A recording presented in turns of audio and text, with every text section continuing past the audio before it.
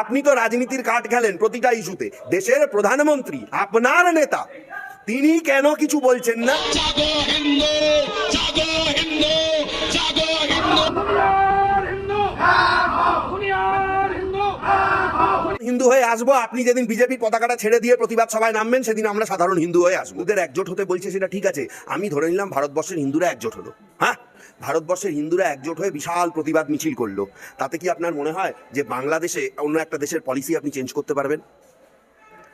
যদি আপনি একজোট হয়ে, এটা ভালো কথা বলছেন শুভেন্দু অধিকারী, কিন্তু আমি একটা কথা বলতে চাই, এই জিনিস নিয়ে রাজনীতি করার কোনো মানে হয় না।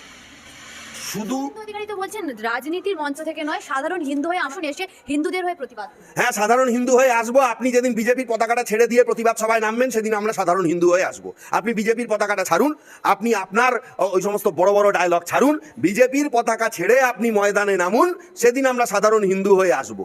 সেটা নিয়ে কোনো দ্বিমত নেই।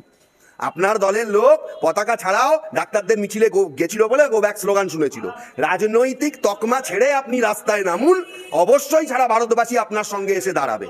আপনি তো রাজনীতির কার্ড খেলেন প্রতিটা ইস্যুতে, এই ইস্যুতে আপনি ভালো করেছেন, কিন্তু আমার বক্তব্য হলো দেশের প্রধানমন্ত্রী আপনার নেতা, তিনি কেন কিছু বলছেন না, কেন কোনো স্টেপ নিচ্ছেন না? তিনি কি ট্রাম্পের অভিষেক হওয়ার জন্য বসে রয়েছেন যে আমেরিকা গ্রিন সিগন্যাল দিলে তবে ভারত গিয়ে কিছু অ্যাকশন নেবে, না আমেরিকা এসে বাংলাদেশের ওপরে কোনো কিছু করবে বা নিয়ন্ত্রণ করবে সেই দিনের জন্য মনে হয় বিজেপি এবং নরেন্দ্র মোদীরা বসে রয়েছে? আমি পরিষ্কার।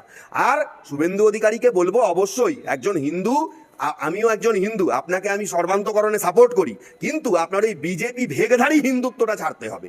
আপনি বিজেপির পতাকাটা ছেড়ে শুধু হিন্দু হয়ে লড়ুন, সারা ভারতবর্ষের হিন্দুরা আপনার সাপোর্টে থাকবে।